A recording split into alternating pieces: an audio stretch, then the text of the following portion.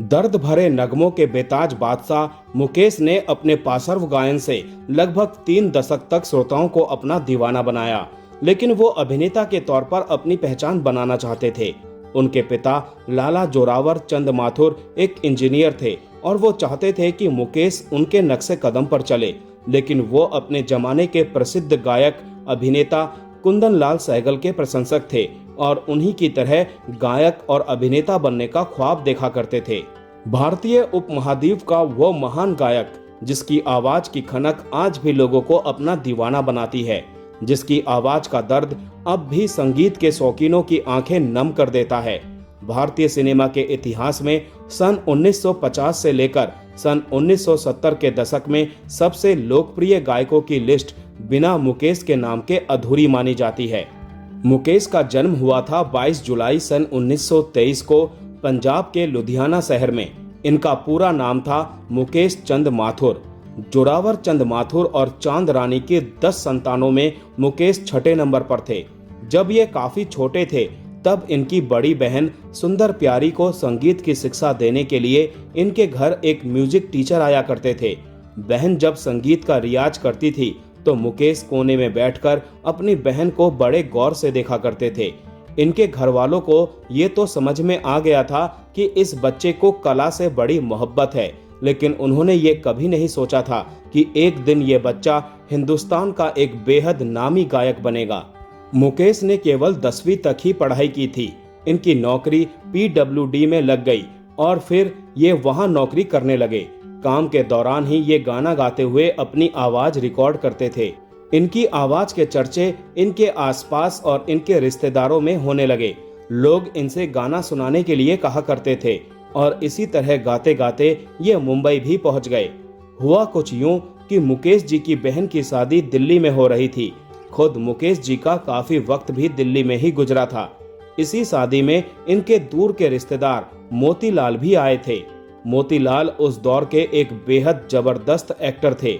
मोतीलाल के अभिनय का लोहा एक दौर में सारे भारत में माना जाता था। शादी में लोगों ने इनसे मोतीलाल को गाना सुनाने को कहा।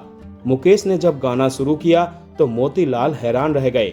उन्हें मुकेश की आवाज इतनी पसंद आई कि उन्होंने फैसला कर लिया कि हर हाल में मुकेश को मुंबई लेकर ही जाएंगे। मोतीलाल उस वक्त तो मुकेश को मुंबई ना ले जा सके, लेकिन वो मुकेश के मुंबई आने का प्रबंध कर गए थे। मुकेश जब मुंबई आ गए तो मोतीलाल ने पंडित जगन्नाथ प्रसाद से उन्हें संगीत की शिक्षा दिलाई।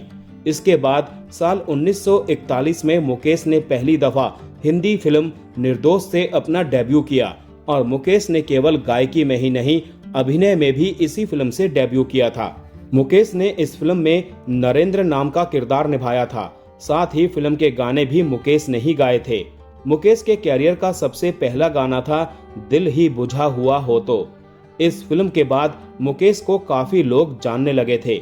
मुकेश ने केवल निर्दोष में ही नहीं बल्कि मासूका, आह दुल्हन और अनुराग में भी एक्टिंग की थी, लेकिन जल्द ही ये जान गए थे कि एक्टिंग इनके लिए नहीं बनी है, इन्हें तो केवल गायकी करनी चाहिए। और फिर इन्होंने एक्टिंग को छोड़ दिया और अपना सारा ध्यान गायकी पर लगा दिया। मुकेश KL सहगल साहब के बहुत बड़े फैन थे। उस दौर में वैसे भी हर युवा KL सहगल साहब का फैन था और उनके जैसा ही बनना चाहता था। मुकेश ने जब फिल्म पहली नजर में दिल जलता है तो जलने दे गाना गाया तो गाना सुनने वाले कई लोगों को ये लगा कि इसे KL सहगल ने ही गाया है। खुद KL सहगल ने जब वो गीत सुना तो उन्होंने कहा था कि उन्हें याद नहीं आ रहा कि उन्होंने ये गाना कब गाया। फिर उन्हें बताया गया कि ये गाना आपने नहीं, एक नए लड़के ने गाया है जिसका नाम मुकेश है। मुकेश साहब की शादी का किस्सा भी बड़ा दिलचस्प है। दरअसल मुकेश साहब को सरल त्रिवेदी से प्यार हो गया।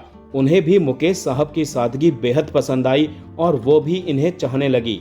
दोनों शादी करना चाहते थे, लेकिन उस जमाने में प्रेम विवाह करना बेहद खराब बात समझी जाती थी और अगर कोई इंटरकास्ट प्रेम विवाह करना चाहता हो तो तब तो ये सबसे बड़ा पाप माना जाता था।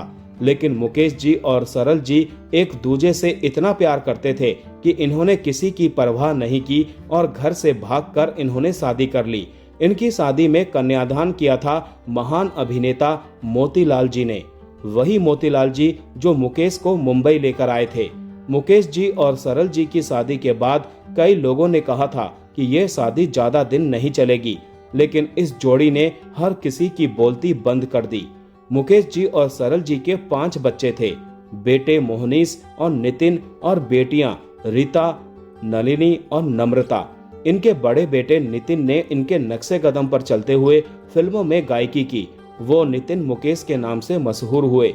वहीं इनके पोते नील नितिन मुकेश ने फिल्मों में बतौर अभिनेता काम किया। मुकेश कुमार ने अपने दौर के हर सुपरस्टार के लिए गाने गाए थे, फिर चाहे वो शशि कपूर रहे हो या फिर शम्मी कपूर, राज कपूर हो या फिर दिलीप कुमार, देवानंद हो या फिर राजेश खन्ना, मनोज कुमार हो या फिर अमिताभ बच्चन। मुकेश ने इन सभी को अपनी आवाज दी, लेकिन फिर भी राज कपूर और मुकेश की जोड़ी को दर्शकों ने सबसे ज्यादा पसंद किया था। खुद राज कपूर कहा करते थे कि मुकेश के बिना वो एकदम अधूरे हैं। राज कपूर का कहना था कि अगर वो शरीर हैं तो मुकेश उस शरीर में बसने वाली आत्मा हैं। 50 के दशक में मुकेश राज कपूर की आवाज के तौर पर स्थापित हो चुके थे। मुकेश ने अपने कैरियर में 200 से भी ज्यादा फिल्मों में गाने गाए थे। 1959 में रिलीज हुई फिल्म अनाड़ी के गीत सब कुछ सीखा हमने के लिए मुकेश को film fair best playback singer का मेल अवार्ड दिया गया था। इसी फिल्म के लिए राज कपूर को भी उनका पहला फिल्म फेयर अवार्ड मिला था। इसके अलावा साल 1970 में मुकेश को पहचान फिल्म के गीत सबसे बड़ा नादान के लिए भी film fair best playback singer male का अवार्ड दिया गया था। फिर साल 1972 में रिलीज हुई फिल्म बेईमान के जय बोलो बेईमान की और साल 1976 में रिलीज हुई फिल्म कभी कभी के गीत कभी कभी मेरे दिल में ख्याल के लिए इन्हें film fair best playback singer male का अवार्ड दिया गया था। इतना ही नहीं, साल 1974 में इन्हें फिल्म रजनीगंधा के गीत कई बार यूं भी देखा है के लिए नेशनल अवार्ड भी दिया गया था। साल 1976 में मुकेश अमेरिका टूर पर थे।